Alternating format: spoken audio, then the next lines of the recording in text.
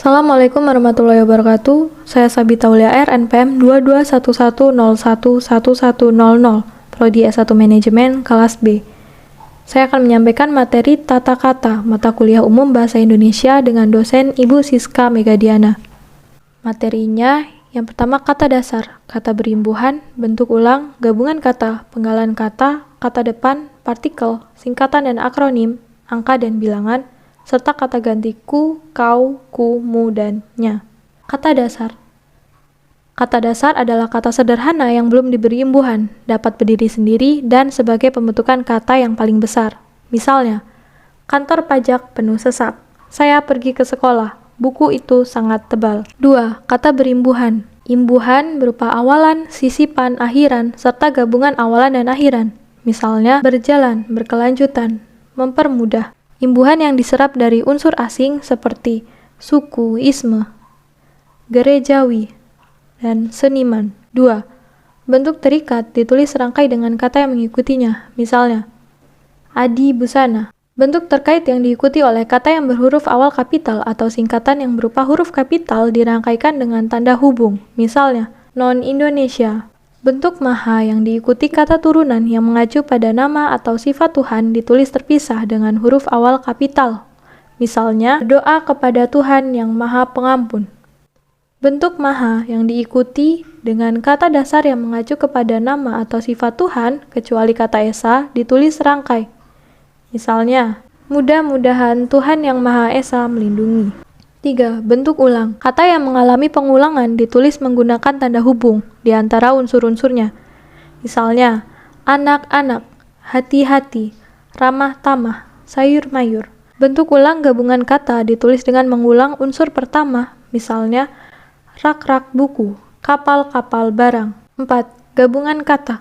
1. Unsur gabungan kata yang lazim disebut kata majemuk termasuk istilah khusus ditulis terpisah. Misalnya, duta besar, kambing hitam, orang tua, dan meja tulis. 2. Gabungan kata yang dapat menimbulkan salah pengertian ditulis dengan membubuhkan tanda hubung di antara unsur-unsurnya. Misalnya, anak istri pejabat, anak istri pejabat, buku sejarah baru, buku sejarah baru. 3. Gabungan kata yang penulisannya terpisah tetap ditulis terpisah jika terdapat awalan atau akhiran. Misalnya, bertepuk tangan, menganak sungai, garis bawahi, dan sebarluaskan. 4. Gabungan kata yang mendapat awalan dan akhiran sekaligus ditulis serangkai. Misalnya, dilipat gandakan, menggaris bawahi, menyebarluaskan, penghancur leburan, dan pertanggungjawaban. 5. Gabungan kata yang sudah padu ditulis serangkai. Misalnya, acap kali, hulu balang, radioaktif. 5. Pemenggalan kata. Pemenggalan kata adalah proses pemotongan suku kata agar bisa ditulis, dilafalkan, atau dieja dengan baik. 1. Pemenggalan kata dasar dilakukan sebagai berikut. Jika di tengah kata terdapat huruf vokal yang berurutan, pemenggalannya dilakukan di antara kedua huruf vokal itu. Misalnya, buah, main, dan niat. Huruf diftong AI, AU, EI, dan OI tidak dipenggal. Misalnya, pandai, saudara, survei. Jika di tengah kata dasar terdapat huruf konsonan, termasuk gabungan huruf konsonan di antara dua huruf vokal, pemenggalannya dilakukan sebelum huruf konsonan itu. Misalnya, bapak, musyawarah, dan lawan. Jika di tengah kata dasar terdapat dua huruf konsonan yang berurutan, pemenggalannya dilakukan di antara kedua huruf konsonan itu.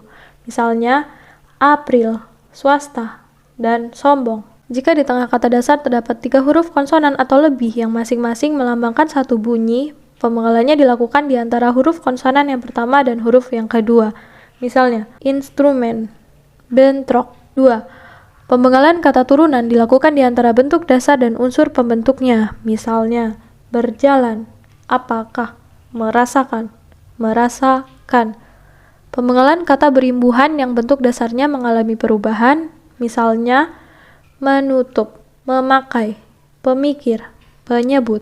Pemenggalan kata bersisipan dilakukan seperti pada kata dasar, misalnya gerigi, telunjuk, gemuruh, sinambung. 3. Kata yang terdiri atas 2 unsur atau lebih dan salah satu unsurnya itu terdapat bergabung dengan unsur lain. Pemenggalannya dilakukan di antara unsur-unsur itu, misalnya biografi menjadi biografi dan biografi. Kemudian fotokopi menjadi fotokopi dan fotokopi. Pasca panen menjadi pasca panen dan pasca panen. 4. Nama orang yang terdiri atas 2 unsur atau lebih pada akhir baris dipenggal di antara unsur-unsurnya.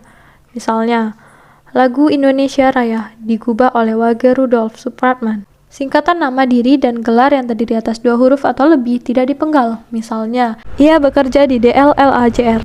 Kata depan. Kata depan seperti di, ke, dan dari ditulis terpisah dari kata yang mengikutinya. Misalnya, kain itu disimpan di dalam lemari. Mari kita berangkat ke kantor. Cincin itu terbuat dari emas. 7. Partikel. 1. Partikel kata belakang lah, kata belakang kah, dan kata belakang tah. Ditulis serangkai dengan kata yang mendahuluinya. Misalnya, bacalah buku itu baik-baik. 2. Partikel pun ditulis terpisah dari kata yang mendahuluinya. Misalnya, apapun permasalahan yang muncul. 3. Partikel per yang berarti demi, atau tiap, atau mulai, ditulis terpisah dari kata yang mengikutinya. Misalnya, kain itu 50.000 per meter. Kenaikan gaji per 1 Januari. 8. Singkatan dan akronim. Singkatan nama orang, gelar, sapaan, jabatan, atau pangkat diikuti dengan tanda titik pada setiap unsur singkatan itu.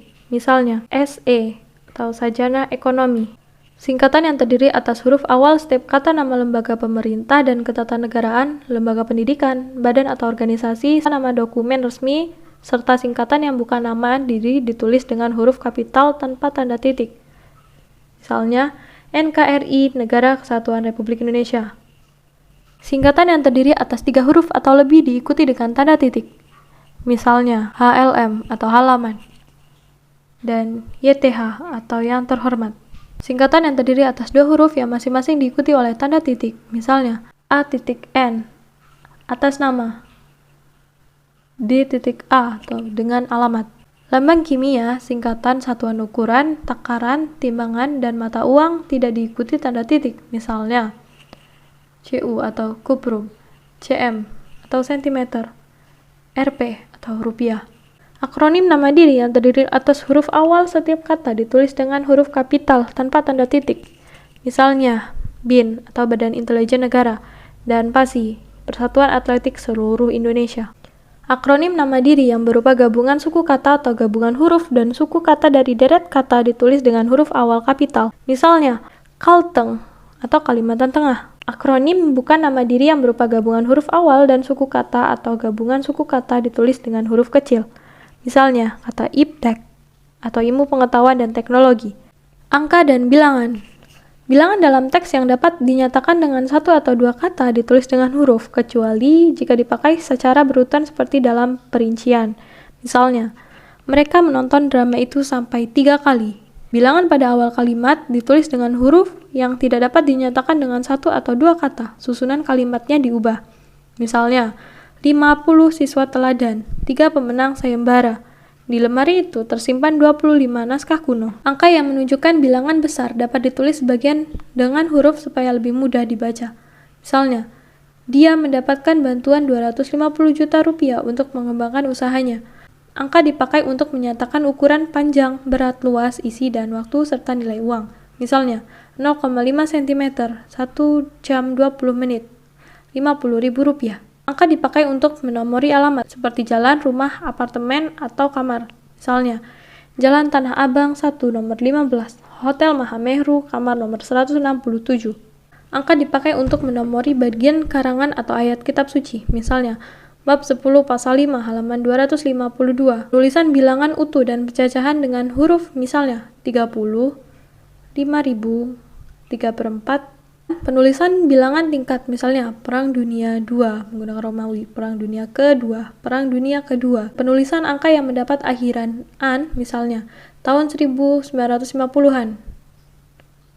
Uang 5.000-an. Tulisan bilangan dengan angka dan huruf sekaligus dilakukan dalam peraturan perundang-undangan, akta, dan kwitansi.